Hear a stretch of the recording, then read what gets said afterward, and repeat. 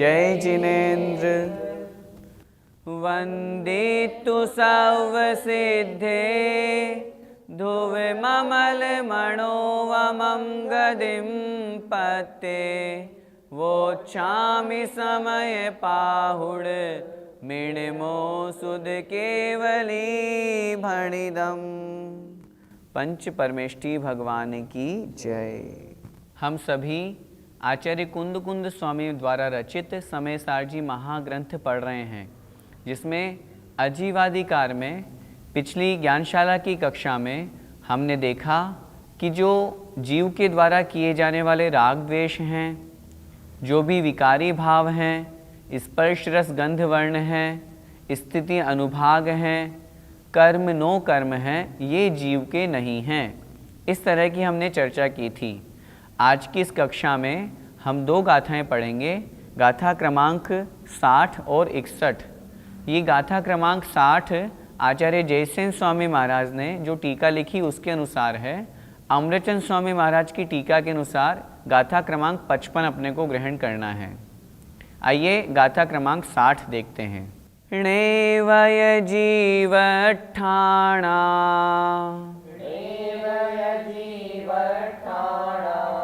ण गुणठाणाय अत्थि जीवस्य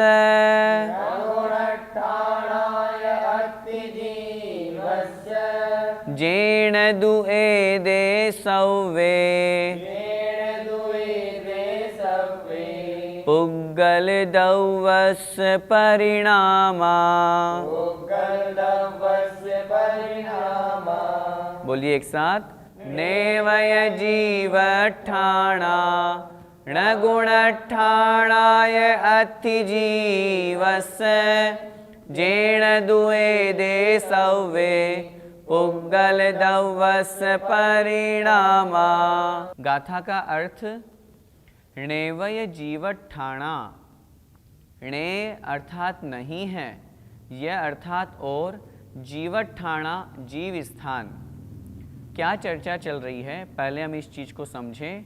पिछली कक्षा में हमने देखा था आचार्य भगवान बता रहे हैं, चाहे स्थिति हो चाहे अनुभाग हो, कर्म हो चाहे नो कर्म हो, चाहे जीव द्रव्य के राग हो, द्वेष हो, मोह हो, कोई से भी भाव हो, ये सब जीव के नहीं हैं।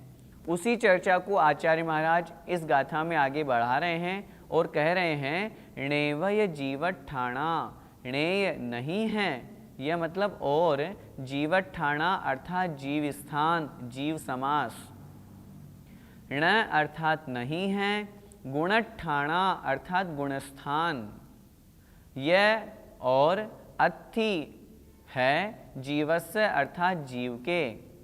ये जीव के ण अत्थि नहीं हैं। दो पंक्तियों को फिर से देखें।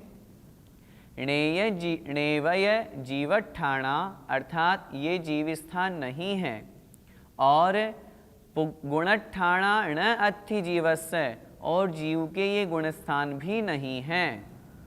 जेण दु एदे सव्वे, जेण अर्थात क्योंकि, एदे सव्वे ये सभी, जेण क्योंकि, एदे सव्वे ये सभी कौन? गुणस्थान, जीव समास, राग द्वेष मोह, कर्म नो कर्म, स्थिति अनुभाग, ये सब जितने भी भाव हैं ये सभी पुग्गल दौवस्य परिणामा। पुग्गल दौवस्य अर्थात पुद्गल द्रव्य के परिणामा परिणाम होते हैं। ये जितने भी भाव हैं, चाहे हम जीव स्थान की बात करें, चाहे गुणस्थान की बात करें, चाहे कर्म ज्ञान वर्ण आदि जो 8 कर्म हैं उनकी बात करें, चाहे शरीर आदि 9 कर्म की बात करें, चाहे राग हो चाहे द्वेष हो, ये सभी पुद्गल द्रव्य के परिणाम हैं। ये पुद्गल द्रव्य के परिणाम हैं, इसीलिए आचार्य महाराज यहाँ पर कह रहे हैं कि ये जीव के नहीं हैं। एक बार फिर से गाथा का अर्थ देखें। आइए एक बार फिर से इस गाथा का हम अर्थ देखते हैं।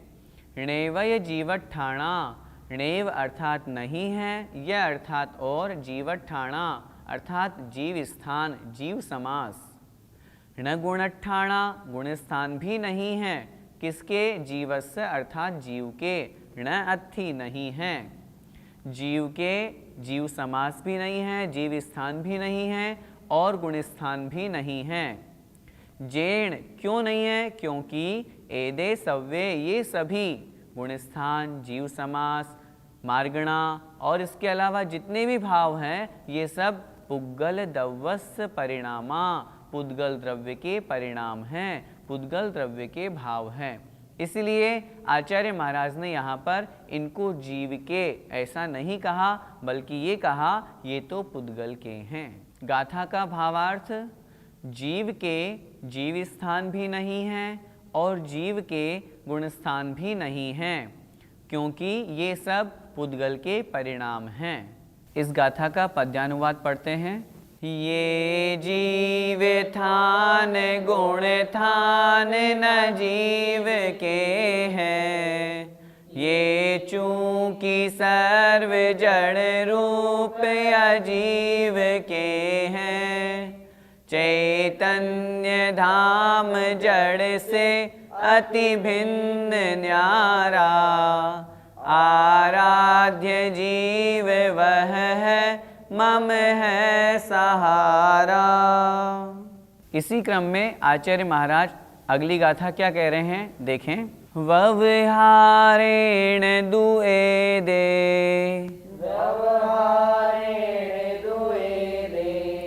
जीवस्य हवन्ति वर्णमादिया,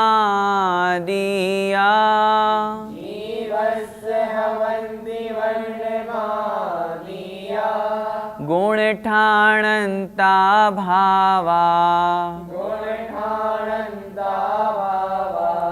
न दुःखेणिच्छयनयस्य। बोलिए। व्यवहारेण दुएदे, जीवस्य हवन्ति वर्णमादिया, गुणठाणन्ता भावा, न दुःखेणिच्छयनयस्य। फिर से।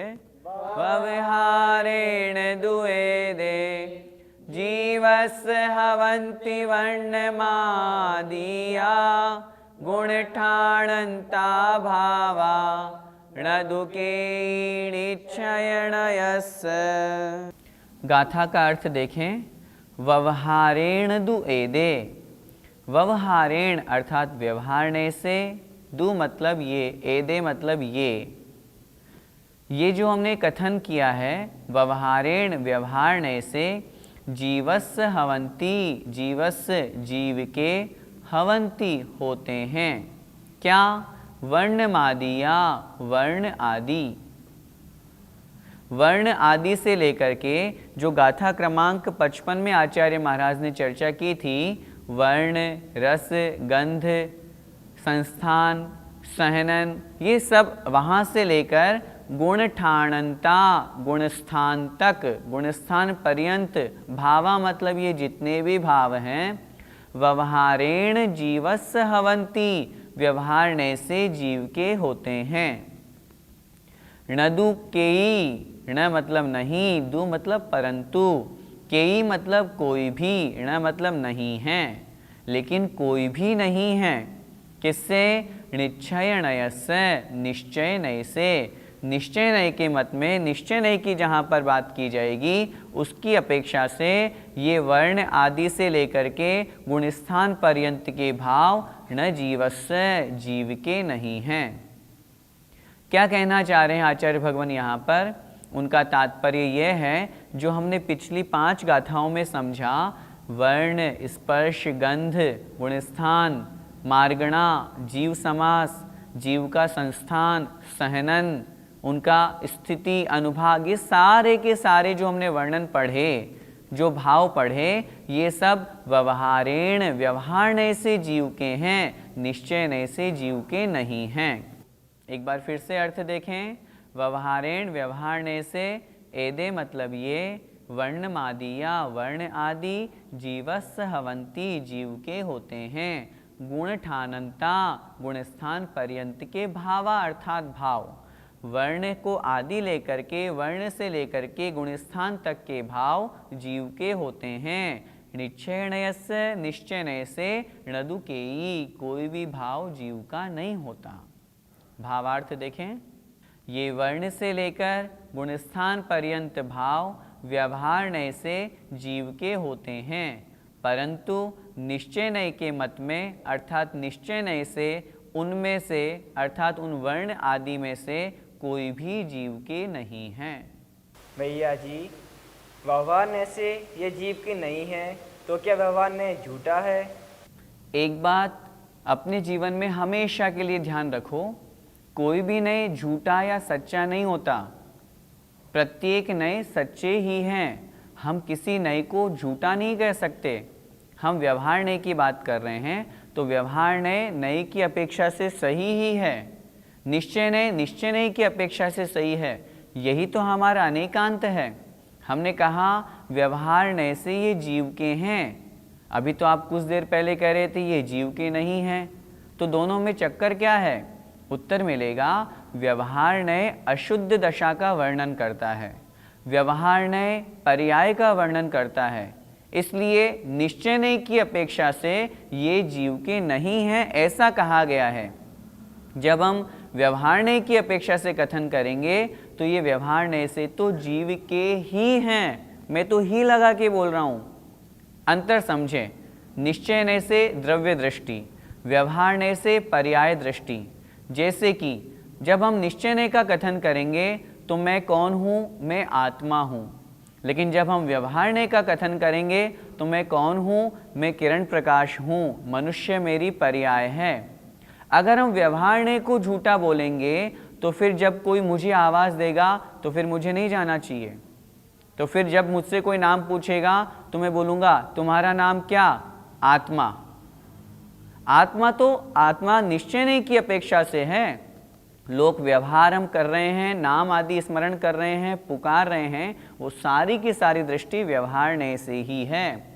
अगर हम हमेशा निश्चय की दृष्टि रखेंगे एकमात्र, तो फिर एकांती हो जाएंगे। एकांत मिथ्यात्व का भेद है, फिर तो लोक व्यवहार सारा समाप्त हो जाएगा। फिर जिससे हर जीव से पूछेंगे, हर मनुष्य से पूछेंगे तुम्हारा नाम क्या?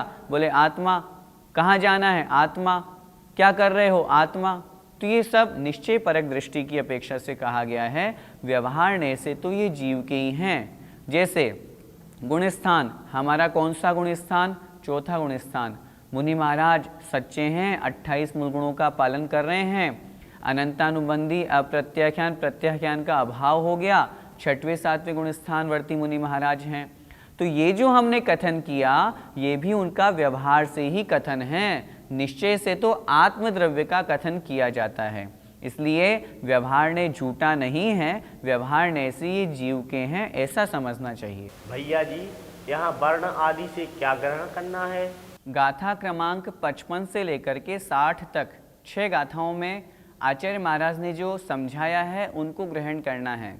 शुरुआत की थी वर्ण से, वर्ण, गंध, स्पर्श, रस, इसके अलावा रूप, शरीर, संस्थान शरीर का आकार, सहनन शरीर की शक्ति, इसके अलावा राग, द्वेष, क्रोध, मान, माया, लोभ, इसके अलावा कर्म, नौकर्म, उसके अलावा वर्गणा, वर्ग, स्पर्धक, और इसके साथ में अध्यवसाय स्थान, अनुभाग स्थान, और साथ में जीव स्थान, योग स्थान, बंध स्थान, उदय स्थान, गुण स्थान, वहाँ से लेकर के अंत तक 60वीं गाथा तक 6 गाथाओं में आचार्य महाराज ने जो विशेषताएं बतलाई, जीव के बारे में समझाया, उन सभी को यहाँ ग्रहण करना है।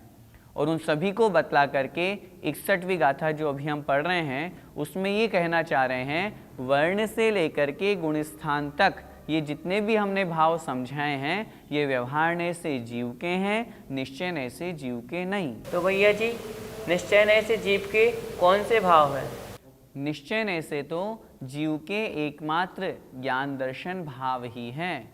जीव की परिभाषा लिखी आचार्यों ने, उपयोगो लक्षणम, अर्थात उपयोगवान होना ही जीव का लक्षण है। ज्ञान दर्शन कहा भी है ना, ज्ञाता दृष्टा, ये आत्मा का स्वरूप है। निश्चय नय से शुद्ध आत्मा का यही स्वरूप है और यही भाव है। व्यवहारने से अन्य जितने भी भाव हैं वे सब विभाव रूप परिणति है, इसलिए उनको व्यवहारने से कहा। निश्चयने से जीव न राग द्वेष करता है, न उसकी कोई पर्याय होती है, वो तो द्रव्य दृष्टि रूप में रहता है। इसलिए निश्चयने से ये सब भाव नहीं है, निश्चयने से तो मात्र ज्ञान दर्शन रूप ही भाव है। हमें यह भी समझना चाहिए, जैसे सिद्ध भगवान की हम बात करें, थोड़ा सा समझें कि ये भाव सिद्ध में शुद्ध द्रव्य के क्यों नहीं है। अच्छा, गुणस्थान 14 होते हैं, सिद्ध भगवान का कौन सा गुणस्थान है? उत्तर मिलेगा कोई सा भी नहीं। क्यों? गुणस्थान तो संसार की पर्याय है, इसीलिए तो कहा सिद्ध भगवान गुणस्थानातीत हैं। एक इंद्रिय, दो इंद्रिय जाति आदि जो है पंचेंद्रिय है, ये सिद्ध भगवान की कौन सी जाति है? कौन से इंद्रिय जीव है सिद्ध भगवान? उत्तर मिलेगा कोई से भी नहीं। क्यों? क्योंकि ये तो संसारी जीव के लक्षण हैं। कहने का तात्पर्य ये हुआ, ये जितने भी भाव हैं ये विभाव हैं, इसी कारण से ये संसारी जीव के हैं, अशुद्ध द्रव्य के हैं, अशुद्ध जीव द्रव्य के हैं, इसलिए इन्हें निश्चय से जीव के नहीं हैं, ऐसा कहा गया है। आचार्य श्री का पद्यानुवाद पढ़ते हैं। वर्णादि भाव इस आत्म में लसे हैं, माने गए सकल वे व्यवहार से हैं। आत्मा अमूर्त अजरामर निर्विकारा, ऐसा नितांत नय निश्चयने निहारा। हम समयसार जी ग्रंथ पढ़ रहे हैं, यह अध्यात्म का ग्रंथ है। अध्यात्म में निश्चय नय मुख्य होता है, व्यवहार नय गौण होता है। इसलिए हमने जो अभी वर्णन पढ़ा उसमें भी हमें निश्चय नय की मुख्यता को लेकर के कथन समझना है, व्यवहार नय से भी समझना है। आचार्य कुंद स्वामी महाराज ने व्यवहार को है या झूठा नहीं कहा, तभी तो यहाँ पर हर गाथा के बाद में समझा रहे हैं कि व्यवहार से ऐसा समझो, निश्चय से ऐसा समझो। लेकिन जब आत्मद्रव्य की बात की जाएगी, अध्यात्म दृष्टि से कथन किया जाएगा, तो वहाँ निश्चय नय मुख्य है, ऐसा समझना चाहिए। जय जिनेन्द्र।